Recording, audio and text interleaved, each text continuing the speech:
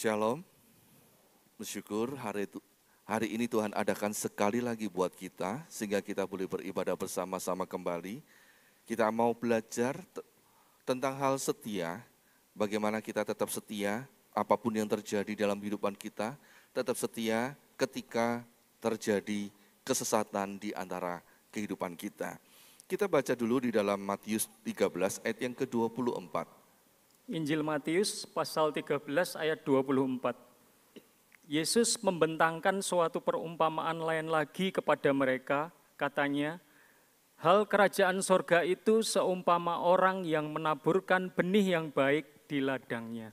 Nah, Bapak Ibu dikasihi Tuhan, hari ini kita belajar kembali tentang hal kerajaan surga.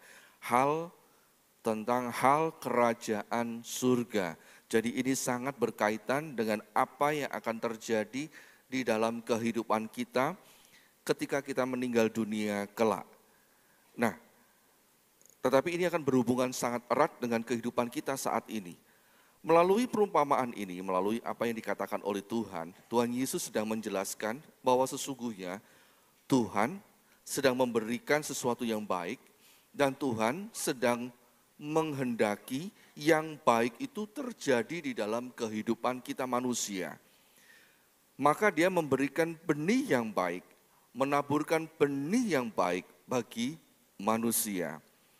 Hal ini sangat jelas sudah kita baca tadi di dalam Matius 13 ayat 24 tadi, dikatakan bahwa hal kerajaan surga seumpama orang yang menaburkan benih yang baik di ladangnya. Kita sudah melihat hal ini bahwa Tuhan sedang mengatakan bahwa Tuhan mau memberi yang terbaik dan Tuhan sudah memberikan yang baik di dalam kehidupan kita manusia. Dan itu senada dengan apa yang dikatakan oleh Tuhan di dalam Kejadian 1 ayat 1 sampai yang ke-31. Tentang hal penciptaan. Di situ kita bisa melihat ketika Tuhan menciptakan langit dan bumi, Tuhan menciptakan dengan istimewa. Tuhan selalu mengisi bumi ini dengan hal-hal yang baik. Yang diberikan buat manusia adalah hal-hal yang baik. Yang enggak baik disingkirkan oleh Tuhan. Yang kacau balau, yang gelap gulita disingkirkan oleh Tuhan. Dan Tuhan selalu memberi yang baik, baik, baik, baik, dan sangat baik. Nah, Bapak Ibu dikasihi Tuhan, hal ini menceritakan kepada kita bahwa Tuhan itu sungguh mengasihi kita. Itu sebabnya Tuhan itu memberikan yang baik, selalu yang baik dalam kehidupan kita, sehingga kita bisa hidup nyaman dan tenang di dalam kehidupan kita. Di dalam kehidupan manusia selalu diberikannya sesuatu yang istimewa. Namun tiba-tiba ada seekor ular tiba-tiba datang menawarkan sebuah kebaikan yang lain kepada manusia, dan kemudian ular itu berkata bahwa ada sesuatu, ada informasi, dia memberikan sebuah informasi bahwa ada sesuatu yang lebih baik, ya, seolah-olah sesuatu yang lebih baik dari apa yang sudah Tuhan nyatakan di dalam kehidupan manusia. Apa yang dikatakan oleh ular ini rasanya menarik. Rasanya sesuatu yang sangat menarik, lebih menarik dibandingkan apa yang sudah Tuhan katakan dan yang Tuhan sudah lakukan bagi manusia. Tuhan berkata begini, di dalam Kejadian 2 ayat 16 dan 17, Tuhan berkata demikian. Semua pohon dalam taman ini boleh kau makan buahnya dengan bebas. Nah, ini ada sesuatu yang menarik kan? Tuhan sudah berkata, semua silakan dimakan. Bebas, bebas. Semua boleh dinikmati. Tiba-tiba ular datang memberikan sebuah informasi demikian. Di dalam Kejadian 3 ayat 1 dan yang keempat.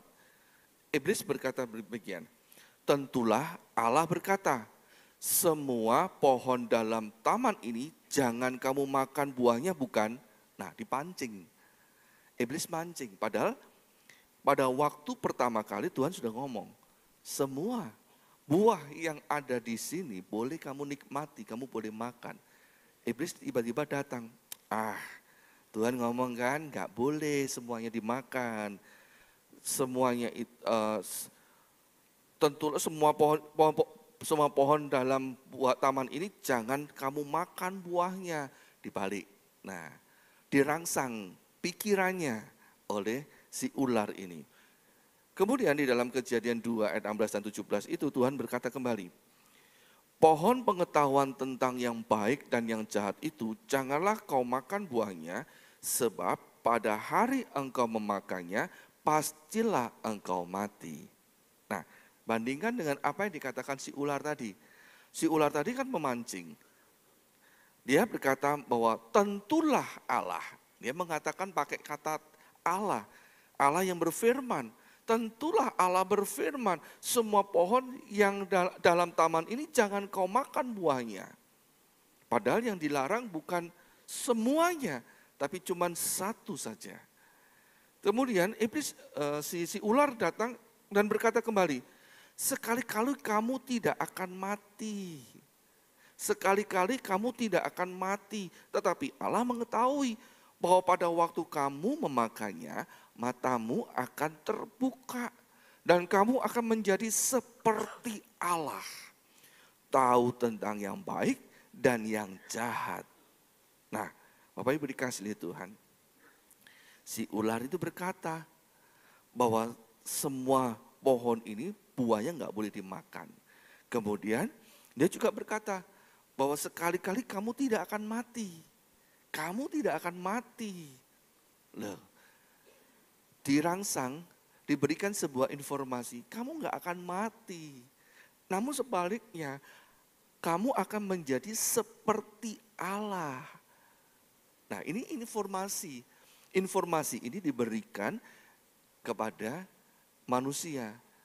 Manusia mulai berpikir mana yang lebih menarik, mati atau hidup, menjadi seperti Allah atau terima apa adanya seperti hari ini. Mana yang lebih menarik, mana yang lebih keren, mana yang lebih hebat. Mungkin kalau dia berrohani, manusia pada waktu itu berrohani, dia akan berkata, saya mau menolong Tuhan saya mau membantu Tuhan dengan memakan ini kan katanya seperti Allah. Pekerjaan Allah itu banyak. Saya mau menolong Tuhan Lihat perkataan ini. Saya mau menolong Tuhan. Saya mau membantu Tuhan. Nah, muncul di benak kita. Kelihatannya keren kan? Kelihatannya baik kita bisa menolong Tuhan. Pertanyaan yang harus kita jawab, benarkah kita ini perlu menolong Tuhan? Apakah benar Tuhan itu butuh pertolongan kita? Bukankah sebenarnya kita yang harusnya ditolong oleh Tuhan? Mengapa kita dibalik cara berpikirnya? Sehingga seolah-olah kita lebih hebat daripada Tuhan. Sama seperti yang dikatakan oleh si ular, kamu gak akan mati. Tapi kamu akan menjadi seperti Allah. Kalau kamu bisa menjadi seperti Allah, kamu bisa menolong Allah. Sama seperti kita. Kalau kamu kaya, kalau kamu pintar, kalau kamu bertalenta, kalau kamu punya kehebatan, kalau kamu itu berprestasi, kamu bisa menolong Allah. Kan gitu tak? Bapak Ibu dikasihi Tuhan, itu jebakan si ular begitu luar biasa. Tipu daya si ular begitu luar biasa. Dan ketika manusia mendapatkan informasi seperti itu, manusia harus memilih mempercayai perkataan Tuhan, tetap mempercayai apa yang dikatakan oleh Tuhan, atau mulai berpikir berbeda. Perkataan si ular ini benar juga. Nah, tapi harus memilih mana yang akan diyakini dan kemudian akan dilakukan. Kembali kepada Matius 13 tadi. Ketika di dalam Matius 13 ayat 24 ini, tadi kan kita sudah diberi informasi bahwa Tuhan itu memberi yang terbaik di dalam hidupan kita. Tuhan memberikan benih yang baik. Benih yang baik itu sudah diberikan. Tetapi tiba-tiba datang si ular menyebarkan benih yang lain. Coba kita baca Matius 13 ayat 24 sampai yang ke-27. Injil Matius pasal 13 ayat 24 sampai 27. Yesus membentangkan suatu perumpamaan lain lagi kepada mereka, katanya, hal kerajaan sorga itu seumpama orang yang menaburkan benih yang baik di ladangnya. Tetapi pada waktu semua orang tidur, datanglah musuhnya menaburkan benih lalang di antara gandum itu lalu pergi. Ketika gandum itu tumbuh dan mulai berbulir, nampak jugalah lalang itu. Maka datanglah hamba-hamba tuan ladang itu kepadanya dan berkata, Tuan, bukankah benih baik yang Tuan taburkan di ladang Tuan? Dari manakah lalang itu? Nah, Bapak Ibu dikasihi Tuhan, sama seperti kehidupan manusia pada awalnya, ketika Tuhan menciptakan langit dan bumi ini, manusia ditaruh di sebuah taman. Pada waktu itu Tuhan hanya memberikan benih yang baik. Nggak ada benih yang buruk, nggak ada benih yang jahat. Tiba-tiba datang seekor ular, memberikan benih yang berbeda. Menyebarkan benih yang berbeda, menebarkan benih yang jahat. Di dalam Matius 13 ayat 24 sampai 27 itu demikian juga. Pemilik kebun, pemilik ladang ini menebarkan benih yang baik, hanya benih yang baik. Tidak ada benih yang buruk. Tiba-tiba datang musuh menebarkan benih yang lain, benih lalang, benih yang jahat ini. Benih ladang yang seharusnya tumbuh hanya benih-benih yang bagus, tiba-tiba ladang itu bercampur. Dan kalau kita berpikir begini, kalau kita berpikir logis ya, kalau itu musuh menebarkan benih yang jahat atau menebarkan racun gitu ya, dia tidak akan menebarkan bagian timur saja, bagian barat saja. Dia akan menebarkan di setiap tempat secara acak, pokoknya secara keseluruhan ladang itu akan dipenuhi dengan benih-benih yang jahat. Jadi nggak akan berpikir bahwa yang sebelah barat itu benih yang baik, yang timur itu benih yang tidak baik. Nggak akan seperti itu. Tetapi di antara benih-benih yang baik itu ada benih-benih yang jahat.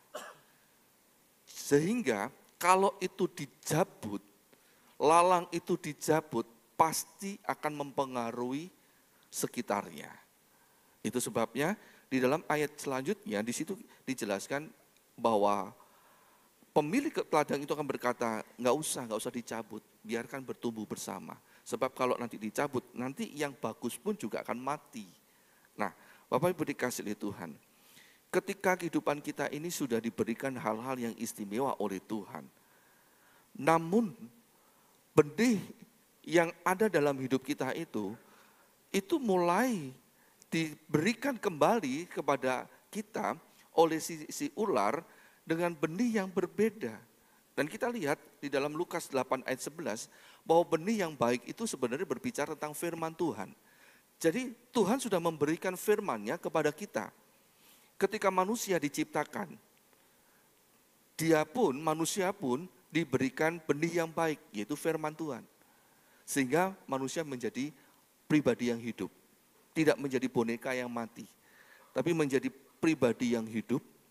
Dan firman Tuhan itu bukan sekedar memberikan kehidupan, tetapi memberikan juga sesuatu kehendak sehingga manusia bisa bertindak. Manusia bisa menikmati apa yang sudah Tuhan lakukan demi manusia, dan manusia bisa bersyukur atas semuanya itu.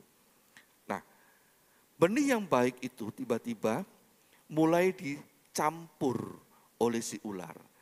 Awalnya Tuhan hanya memberikan benih yang baik itu saja. Enggak ada yang lain. Tuhan sudah memberikan firman itu di dalam hidup manusia. Tidak ada yang lain. Jadi manusia hanya mendapatkan benih yang baik. Karena manusia mendapatkan benih yang baik, hidup di dalam benih yang baik itu, maka manusia hidup dan menikmati semua berkat-berkat yang ada di dalam Taman Eden itu. Manusia menikmati semuanya. Dia bisa bergaul dengan semua binatang dengan bebas tanpa rasa takut.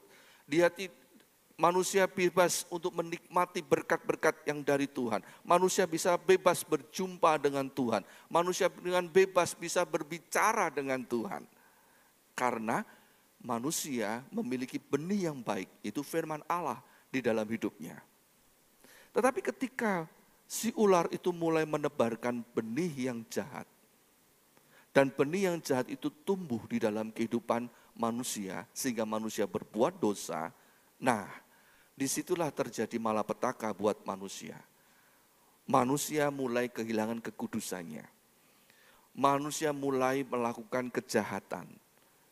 Manusia mulai takut kepada Tuhan.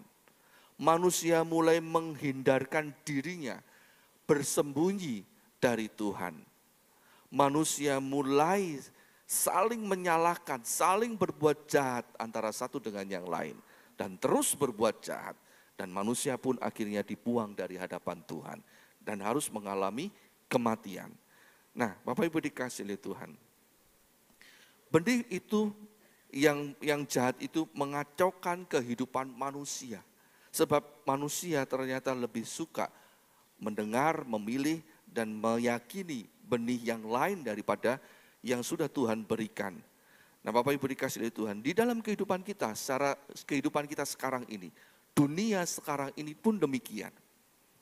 Benih yang baik itu diberikan, tetapi ada juga benih-benih yang jahat yang tercampur di dalam dunia ini. Kita baca dulu di dalam Matius 13 ayat 27 sampai 30. Injil Matius pasal 13 ayat 27 sampai 30. Maka datanglah hamba-hamba tuan ladang itu kepadanya dan berkata, Tuan, bukankah benih baik yang Tuan taburkan di ladang Tuan? Dari manakah lalang itu? Jawab tuan itu, seorang musuh yang melakukannya. Lalu berkatalah hamba-hamba itu kepadanya, jadi maukah Tuan supaya kami pergi mencabut lalang itu? Tetapi ia berkata, jangan, sebab mungkin gandum itu ikut tercabut pada waktu kamu mencabut lalang itu. Biarkanlah keduanya tumbuh bersama sampai waktu menuai. Pada waktu itu aku akan berkata kepada para penuai, kumpulkanlah dahulu lalang itu dan ikatlah berberkas-berkas untuk dibakar. Kemudian kumpulkanlah gandum itu ke dalam lumbungku. Nah, Bapak Ibu dikasih Tuhan, nanti bisa dibaca di ayat-ayat selanjutnya. Di situ Tuhan Yesus menjelaskan yang dimaksud dengan ladang itu adalah dunia ini. Kemudian gandum, benih yang baik itu berbicara tentang anak-anak Allah. Orang-orang yang percaya kepada Kristus. Kemudian benih-benih yang jahat ini, benih-benih lalang, itu adalah orang-orang yang tidak percaya kepada Tuhan, penyesatan. Nah, itu sebabnya ketika di ayat terakhir dari 13 ini, ayat 30, di situ dijelaskan bahwa nanti pada saatnya akan terjadi penuaian. Semuanya akan dituai. Entah itu gandum, entah itu lalang, semua akan dituai. Kemudian yang gandum akan dibawa masuk ke dalam lumbung, yang lalang akan dibakar dan akan dibuang dari hadapan Tuhan. Nah, Bapak Ibu dikasihi Tuhan, hari ini kita tidak sedang berpikir apakah kita ini gandum ataupun itu kita lalang. Tapi hari ini kita berpikir, merenungkan dan kita belajar, apakah kita ini memiliki benih yang baik dalam hidup kita, atau kita yang berkuasa dalam diri kita adalah benih yang jahat. Sehingga kita menjadi pribadi-pribadi yang jahat, atau karena ada firman Allah yang hidup di dalam diri kita, kita menikmati kebaikan Tuhan dan kita hidup di dalam Tuhan, sehingga kita layak menjadi gandum di hadapan Allah. Nah, Bapak Ibu dikasihi Tuhan, tadi di sini dijelaskan, di dalam Matius 13 dijelaskan, bahwa ladang itu yang sebenarnya dipenuhi dengan benih-benih yang baik, benih-benih gandum, tiba-tiba disebar dengan benih-benih yang jahat, benih-benih lalang. Dan ini berbicara tentang benih-benih lalang ini, benih-benih yang jahat ini berbicara tentang penyesatan dan kesesatan. Di dalam kehidupan kita, sebenarnya yang diberikan kepada kita manusia oleh Tuhan adalah firman Allah yang baik. Kita kembali, cara berpikirnya kita kembali kepada waktu manusia diberikan kesempatan untuk hidup di dalam Taman Eden. Tanpa ada kesesatan dan penyesatan, manusia menerima yang baik. Manusia hidup dengan kelimpahannya, manusia hidup dengan kemurahan Tuhan. Tidak ada kematian, tidak ada duka cita, tidak ada penderitaan.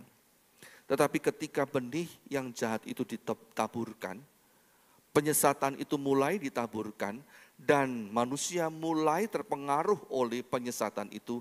Nah, pada saat itulah terjadi yang namanya penderitaan, terjadi yang namanya kesusahan hidup dan kematian. Nah, Bapak Ibu dikasihi Tuhan, hari ini kita juga terus mengalami yang namanya penyesatan dan kesesatan di sekitar kita.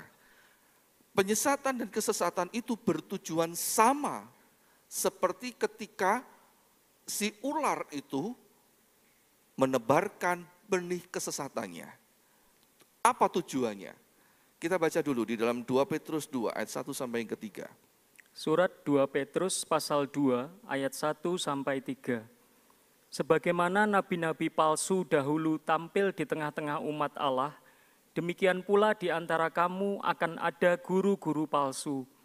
Mereka akan memasukkan pengajaran-pengajaran sesat yang membinasakan, bahkan mereka akan menyangkal penguasa yang telah menebus mereka, dan dengan jalan demikian segera mendatangkan kebinasaan atas diri mereka sendiri,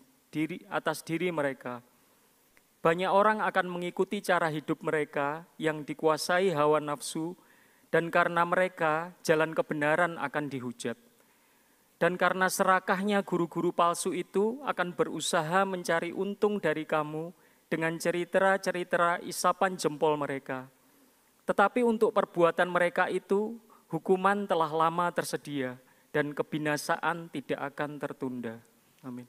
Bapak Ibu dikasihi Tuhan, apa yang menjadi tujuan dari kesesatan dan penyesatan ini? Tujuannya masih sama seperti yang diungkapkan oleh si ular, yaitu supaya manusia itu menyangkal, manusia itu menolak Tuhan dan firman Tuhan.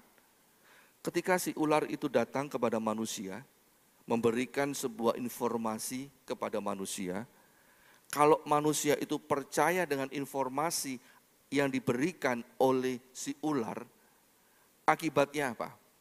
Akibatnya manusia mulai meragukan firman Tuhan. Akibatnya manusia mulai tidak lagi percaya kepada Tuhan. Ketika Tuhan berkata, kalau kamu makan buah dari pohon ini, kamu akan mati. Tapi si ular berkata, kamu nggak akan mati. Kamu akan menjadi seperti Allah. Nah, ketika manusia percaya perkataan dari si ular, bahwa kamu tidak akan mati, tetapi kamu akan menjadi seperti Allah. Nah, pada saat itulah manusia mulai tidak percaya kepada Tuhan, mulai menyangkal Tuhan, mulai menolak firman Tuhan. Buktinya, manusia melanggar firman Tuhan. Sama. Penyesatan terjadi di dalam kehidupan kita manusia sampai detik ini, bahkan nanti di masa depan itu akan semakin marak penyesatan. Tujuannya juga sama, supaya kita ini menolak Tuhan, menyangkal Tuhan Allah kita yang kita sembah di dalam nama Yesus Kristus. Coba Bapak Ibu dikasihi Tuhan, bisa bedakan enggak dengan apa yang diajarkan oleh banyak orang saat ini yang mulai marak di antara kehidupan orang Kristen? Mana yang firman Tuhan, mana yang bukan. Misalkan tentang hal mengembalikan persepuluhan. Mana yang firman Tuhan? Mengembalikan firman Tuhan atau tidak melakukan pengembalian persepuluhan di hadapan Tuhan? Ya, halo. Tuhan Yesus sedang berbicara di sini. Di situ siapa? Oh ya. Mana yang firman Tuhan? Mengembalikan persepuluhan atau melupakan persepuluhan? Kok tahu kalau itu yang firman Tuhan? Padahal banyak, marak bahkan pendeta-pendeta yang mengajarkan kalau mengembalikan persepuluhan itu pendeta yang sesat. Banyak yang berkata begitu. Banyak yang berkata kalau ada gereja yang mengajarkan memberi persepuluhan itu gereja mamon, gereja yang salah, gereja yang jahat. Mana yang benar, mana yang firman Tuhan. Dan itu semakin banyak loh yang percaya bahwa jangan memberikan persepuluhan. Kalau memberi persepuluhan justru nanti kena kutuk dari Tuhan. Loh, yang mana yang benar? Kalau kita nggak bisa mengerti firman Tuhan, kita akan tersesat. Coba yang ini lagi, mana yang benar? Boleh bercerai atau mempertahankan pernikahan apapun yang terjadi. Mempertahankan perceraian, mempertahankan pernikahan. Bonyok nanti dihantemi sama suaminya atau istrinya. Dihapusi terus, dilukai terus. Tidak manusiawi. Banyak gereja-gereja yang mulai mengajarkan, boleh bercerai. Kalau kamu dipukuli, kalau kamu sudah tidak nyaman, silakan bercerai. Cari yang lebih bagus lagi. Kalau ada gereja atau pendeta yang mengajarkan, tidak boleh bercerai. Wah, itu pendeta kuno itu. Pendeta kuno, itu pendeta Taurat itu. Perjanjian lama itu. Mana yang benar? Mana yang akan kita ikuti? Tentang hal sunat, juga demikian. Mana yang benar? Boleh sunat atau tidak boleh sunat? Harus melakukan sunat secara fisik atau yang terpenting adalah sunat hati? Mana yang penting? Mana yang firman Allah? Pendeta-pendeta pun banyak yang mengajarkan harus sunat. Sebab Abraham pun juga sunat. Kalau pengen mendapatkan berkat dari berkatnya Abraham, harus sunat. Kalau enggak dapat berkatnya dari berkat Abraham. Gimana? Mana yang benar? Tambah bingung kan? Tambah bingung. Mengapa bingung? Karena tidak mengenal firman Tuhan yang benar. Nah, Bapak Ibu dikasihi Tuhan, bagaimana kita bisa mengenal firman sedangkan ajaran di dalam dunia ini, gelombang kesesatan itu enggak kecil, enggak remeh. Dari waktu ke waktu itu mengkikis iman manusia, mengkikis kehidupan kita, orang-orang percaya. Sampai benar-benar kita berpikir, pendeta kuki bener apa ora to jane? Pendeta A, pendeta yang terkenal itu kok berkata demikian, tetapi pendeta saya ini kok berkata berbeda. Yang benar itu yang mana? Coba Bapak Ibu dikasihi Tuhan, belajar seperti manusia Yesus. Kita baca ini, Matius 4 ayat 2 sampai ke 10. Injil Matius pasal 4 ayat 2 sampai 10. Dan setelah berpuasa 40 hari dan 40 malam, akhirnya laparlah Yesus. Lalu datanglah si pencoba itu dan berkata kepadanya, "Jika engkau anak Allah, perintahkanlah supaya batu-batu ini menjadi roti." Tetapi Yesus menjawab, "Ada tertulis, manusia hidup bukan dari roti saja, tetapi dari setiap firman yang keluar dari mulut Allah." Kemudian iblis membawanya ke kota suci dan menempatkan dia di bubungan bait Allah, lalu berkata kepadanya, "Jika engkau anak Allah, jatuhkanlah dirimu ke bawah, sebab ada tertulis, mengenai engkau, ia akan memerintahkan malaikat-malaikatnya, dan mereka akan menatang engkau di atas tangannya, supaya kakimu jangan terantuk kepada batu." Yesus berkata kepadanya, "Ada pula tertulis, janganlah engkau mencobai Tuhan Allahmu." Dan iblis membawanya pula ke atas gunung yang sangat tinggi dan memperlihatkan kepadanya semua kerajaan dunia dengan kemegahannya dan berkata kepadanya, "Semua itu akan kuberikan kepadamu jika engkau sujud menyembah aku." Maka berkatalah Yesus kepadanya, "Enyahlah iblis, sebab ada tertulis, engkau harus menyembah Tuhan Allahmu, dan hanya kepada Dia sajalah engkau berbakti." Amin. Bapak Ibu dikasihi Tuhan, kalau kita baca sekilas begini aja, kita nggak akan menemukan sesuatu yang berarti dalam hidup kita. Tapi perhatikan, renungkan apa yang sedang dialami oleh manusia Yesus.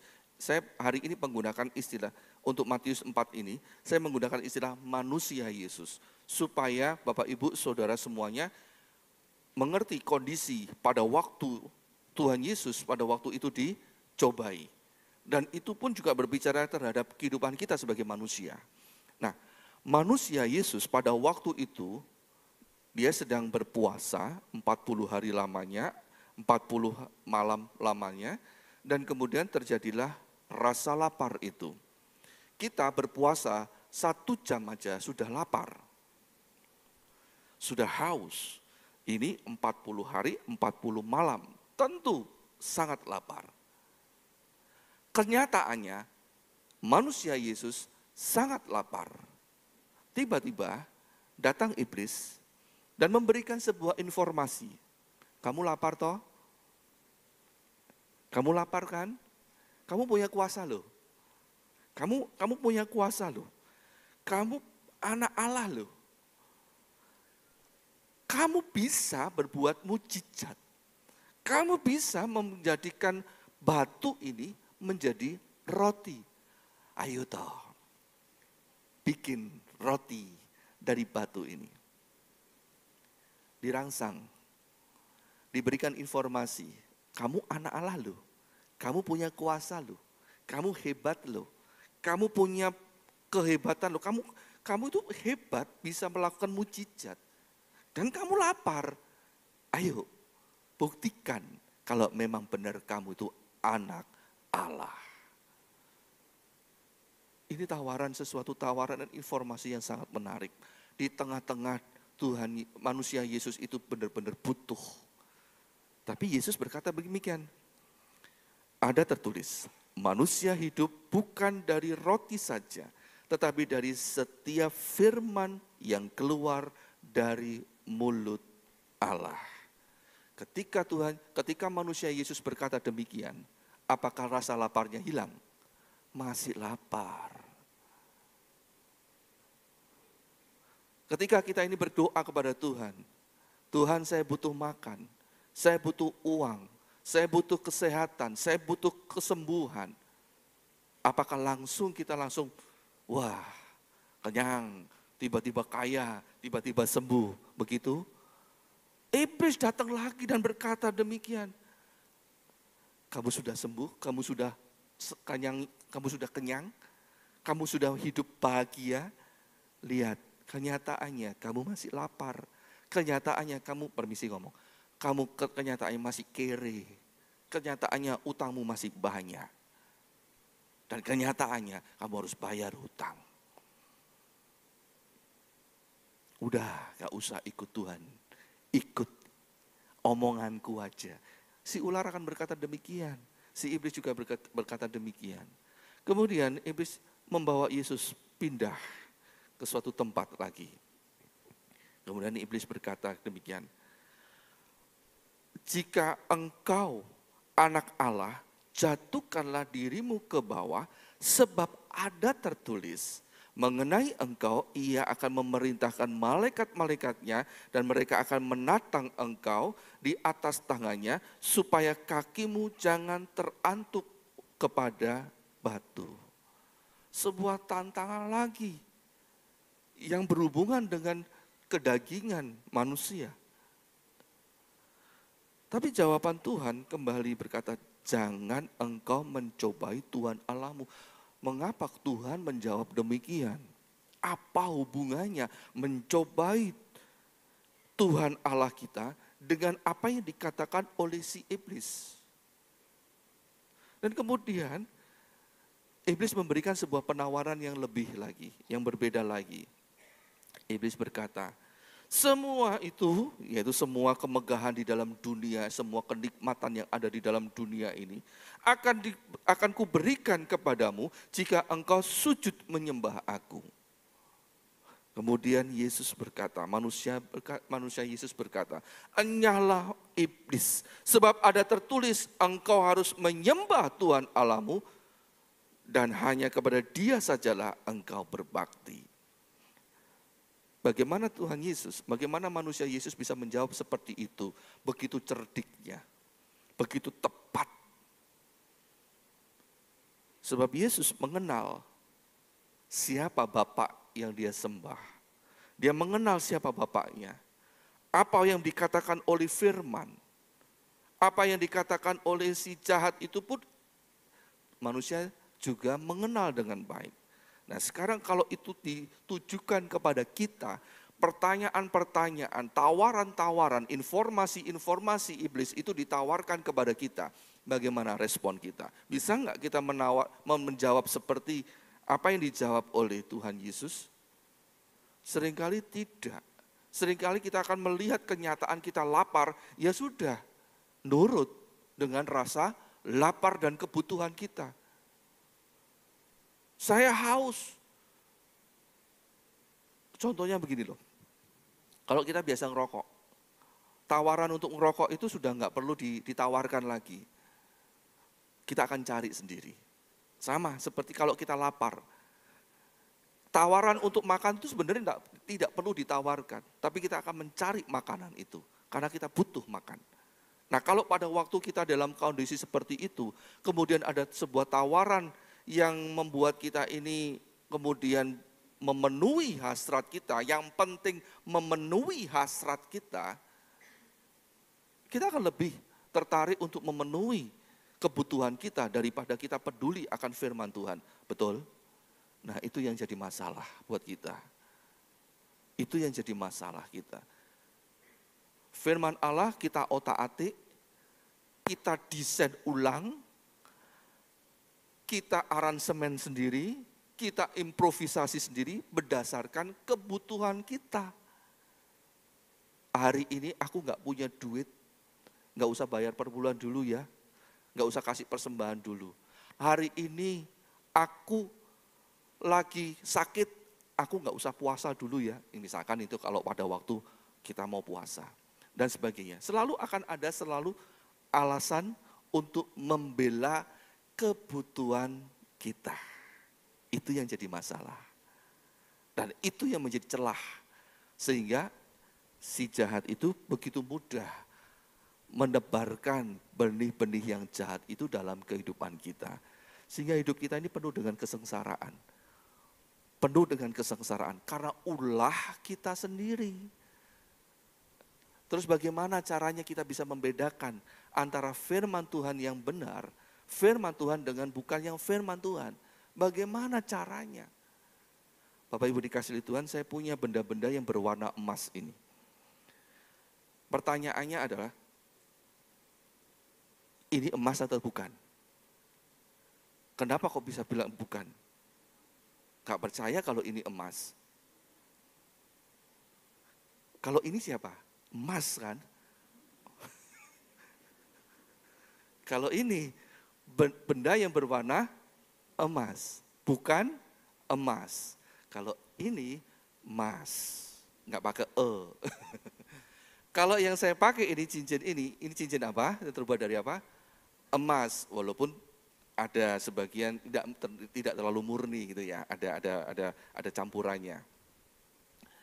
Kalau saya kasih kepada Bapak Ibu benda yang berwarna emas ini, mau nggak? Masih mau. Karena kita percaya dalamnya ada sesuatu yang menarik. Tetapi Bapak Ibu dikasih oleh Tuhan, ketika saya berkata ini emas bisa dijual seharga 100 juta, percaya nggak? Nggak percaya. Kenapa nggak percaya? Kenapa nggak percaya? Coba ilustrasi yang lain. Saya di sini punya 2 lembar uang, 20 ribuan. Mana yang asli, mana yang palsu? Mana yang asli, mana yang palsu? Bisa membedakan mana yang asli, mana yang palsu? Tak sembunyikan dulu aja daripada nanti diminta. Nah Bapak Ibu dikasihi Tuhan, ketika kita mengenal dengan jelas sesuatu hal, maka kita akan bisa membedakan mana yang asli, mana yang palsu. Bapak Ibu punya 2 tangan enggak? Atau 2 kaki enggak? Mana yang tangan kanan, mana yang tangan kiri? Bisa membedakan enggak? Jangan-jangan tangannya kanan semua loh. Mengapa bisa membedakan tangan kanan dengan tangan kiri? Karena kenal dengan jelas. Tahu dengan jelas mana yang kanan, mana yang kiri. Mana emas, mana cuman hanya berwarna emas. Mana uang palsu, dengan mana uang yang benar-benar asli. Nah, manusia Yesus, karena dia mengenal Yesus, mengenal Bapa itu dengan jelas, dia mengenal Bapa itu dengan sangat karib, sehingga dia bisa membedakan, ini suara si jahat, ini suara Bapa. Ini firman Bapa, apa yang dikatakan oleh Bapa, dia tahu dengan jelas, dia ingat dengan jelas. Sehingga dia bisa menjawab semua apa yang dikatakan oleh si jahat ini, dan dia tetap berdiri teguh, setia kepada Bapa, percaya kepada Bapa, dan dia tidak kena arus dari penyesatan itu, seperti manusia di Taman Eden waktu lalu, sebab anak manusia ini, manusia Yesus ini tetap percaya, dia mengenal sungguh-sungguh pribadi Bapa. Nah, kita pun juga demikian. Ketika kita ini mengenal firman Tuhan dengan baik, kita mengenal firman Tuhan itu dengan karib. Ketika ada ajaran-ajaran asing datang, ada Injil-Injil lain datang, ada kabar-kabar baik yang lain datang. Injil itu adalah kabar baik. Jadi ada kabar baik yang lain datang, seperti yang dikatakan oleh si ular, atau seperti yang dikatakan oleh si jahat, si iblis. Kalau ada yang lain datang, kita bisa dengan tegas menolaknya. Sebab kita ini percaya yang benar. Kita hidup di dalam kebenaran. Kita bukan cuma sekedar mengenal, tetapi kita hidup di dalam kebenaran itu. Coba kita baca di dalam Galatia 1 ayat 6-9. Surat Galatia pasal 1 ayat 6-9. Aku heran bahwa kamu begitu lekas berbalik daripada Dia yang oleh kasih karunia Kristus telah memanggil kamu dan mengikuti suatu Injil lain yang sebenarnya bukan Injil. Hanya ada orang yang mengacaukan kamu dan bermaksud untuk memutarbalikkan Injil Kristus.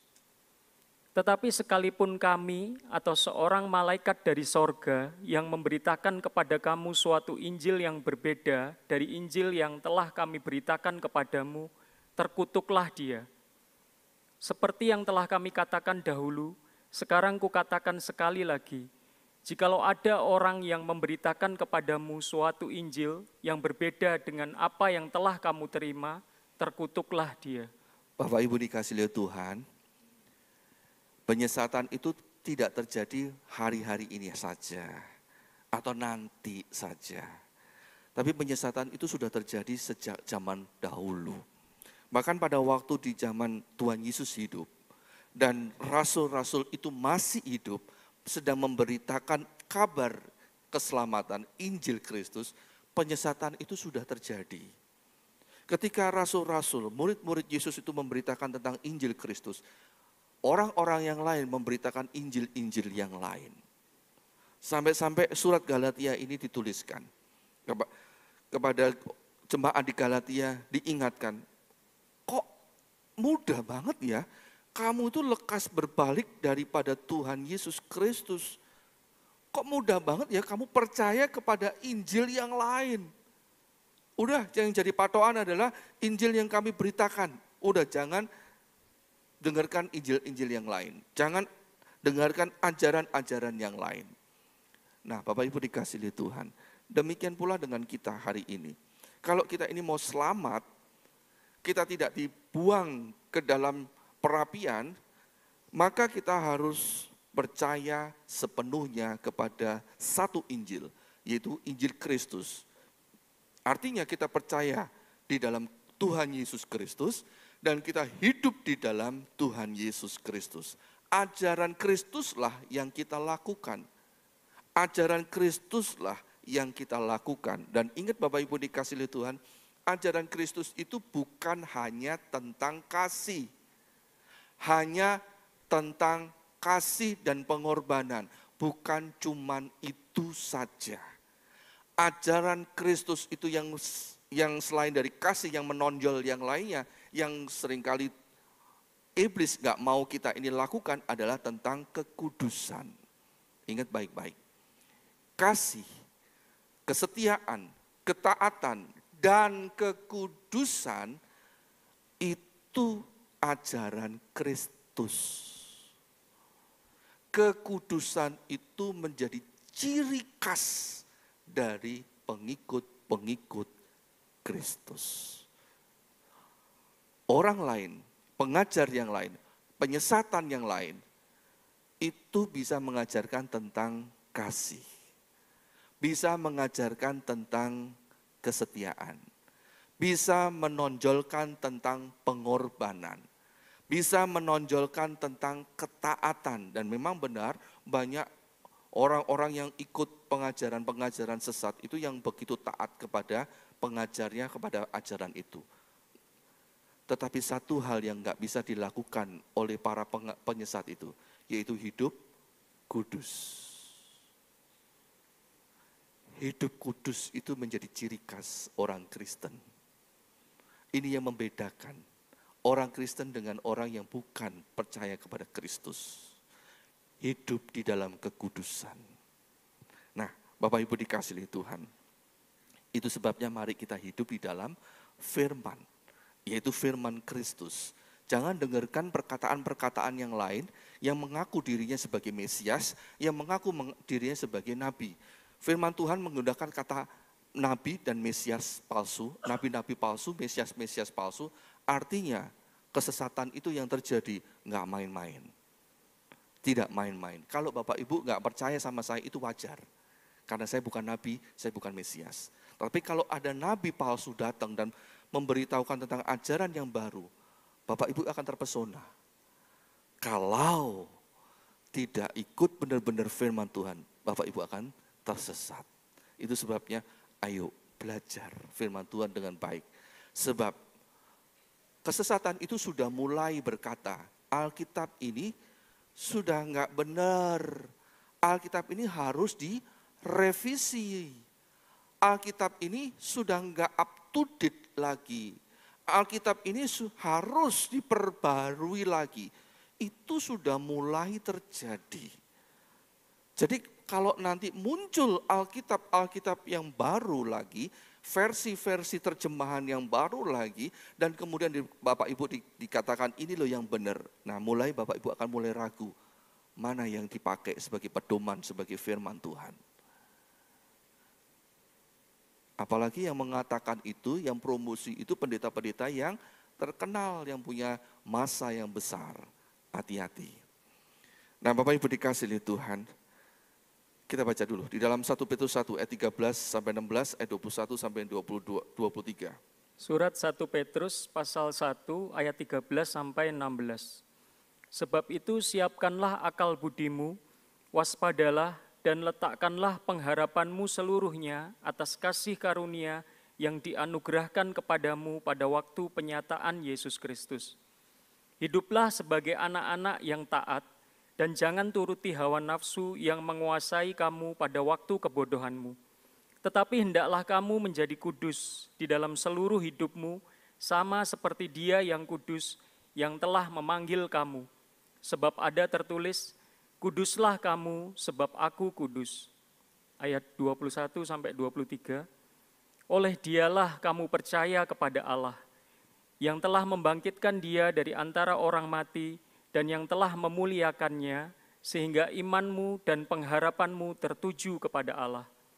Karena kamu telah menyucikan dirimu oleh ketaatan kepada kebenaran, sehingga kamu dapat mengamalkan kasih persaudaraan yang tulus ikhlas, hendaklah kamu bersungguh-sungguh saling mengasihi dengan segenap hatimu. Karena kamu telah dilahirkan kembali bukan dari benih yang fana, tetapi dari benih yang tidak fana, oleh firman Allah yang hidup dan yang kekal. Amin. Nah Bapak Ibu dikasihi Tuhan, supaya kita ini bisa membedakan antara firman Tuhan dengan yang tidak firman Tuhan, maka kita harus ikut kepada Yesus. Dan jangan salah, di dunia ini ada banyak Yesus, ada banyak Mesias, ada banyak juru selamat. Satu-satunya juru selamat yang kita percayai adalah Tuhan Yesus Kristus. Nggak ada yang lain. Jadi Bapak Ibu dikasihi Tuhan, kita ikut apa yang menjadi kehendak yang diajarkan oleh Tuhan Yesus Kristus. Sebab Tuhan Yesus menuntun kita kepada Tuhan yang pasti, Tuhan yang benar, Tuhan Allah yang hidup. Tuhan Yesus Kristus menuntun kita kepada kebaikan, kebenaran, dan kekudusan Tuhan Allah kita. Tuhan Yesus Kristus membawa kita ini kepada pengampunan dosa dan kehidupan kekal. Tuhan Yesus Kristus pasti membawa kita kepada kasih Allah, kasih Tuhan yang membuat kita akhirnya bisa mengasihi satu dengan yang lain dengan tulus ikhlas. Dengan tulus ikhlas, bukan dengan hawa nafsu, bukan juga dengan motivasi-motivasi yang curang di dalam kehidupan kita. Hanya Tuhan Yesus yang bisa lakukan itu dalam kehidupan kita. Itu sebabnya Bapak Ibu dikasihi Tuhan, ikut Yesus. Sekali Yesus, tetap Yesus untuk selama-lamanya. Gandol Yesus, jangan gandol bis. Tetap gandol sama Tuhan Yesus. Jangan yang lainnya, nanti tabrakan benjut kita nanti. Karena itu pegang Tuhan Yesus dan kita tolak dengan tegas semua ajaran-ajaran di luar Tuhan Yesus. 2 Tesalonika 2 ayat 14 dan 15. Surat 2 Tesalonika pasal 2 ayat 14 dan 15. Untuk itulah ia telah memanggil kamu oleh Injil yang kami beritakan, sehingga kamu boleh memperoleh kemuliaan Yesus Kristus Tuhan kita. Sebab itu berdirilah teguh, berpeganglah pada ajaran-ajaran yang kamu terima dari kami, baik secara lisan maupun secara tertulis. Amin. Nah Bapak Ibu dikasihi Tuhan, firman Tuhan mengajar kepada kita, ayo berdiri teguh dan peganglah pada ajaran-ajaran yang benar, yaitu yang menuju, yang berfokus, yang bersumber kepada Tuhan Yesus Kristus. Jangan yang lainnya. Bapak Ibu dikasihi Tuhan, gelombang kesesatan itu sangat besar. Gelombang kesesatan itu sangat dahsyat, arusnya sangat deras. Sampai-sampai Tuhan berkata, nanti akan terjadi kelaparan rohani, kelaparan akan jiwa kita. Sebab kesesatan itu sangat mempengaruhi kehidupan manusia. Sampai-sampai ketika kita ini mendengar yang benar, kita pun bisa berkata itu salah. Sampai-sampai kita tidak bisa membedakan antara tangan kanan dengan tangan kiri. Begitu luar biasanya kesesatan itu. Itu sebabnya sebelum terjadi di dalam kehidupan kita, dan kita ini masih damai sejahtera, damai aman, karena kita ini tidak terpengaruh dengan kesesatan yang ada. Gembala-gembala Bapak Ibu semuanya masih punya kuasa, dalam arti Bapak Ibu mendengar perkataan kami sebagai gembala Bapak Ibu semuanya, sehingga Bapak Ibu masih dijaga di dalam kebenaran firman Tuhan. Tapi kalau suatu saat Bapak Ibu sudah nggak mau mendengar suara kami, nah di situ yang menjadi sebuah letak permasalahan yang sangat besar. Karena Bapak Ibu akan berpikir lebih benar, lebih baik, lebih mengerti daripada kami yang memberitakan kabar kebenaran ini. Nah itu sebabnya Bapak Ibu dikasihi Tuhan, mulai sekarang harus berhenti dari kesesatan dan penyesatan. Harus berhenti melakukan dosa. Yesaya 1 ayat 16 sampai yang ke-20. Kitab Nabi Yesaya pasal 1 ayat 16 sampai 20. Basuhlah, bersihkanlah dirimu.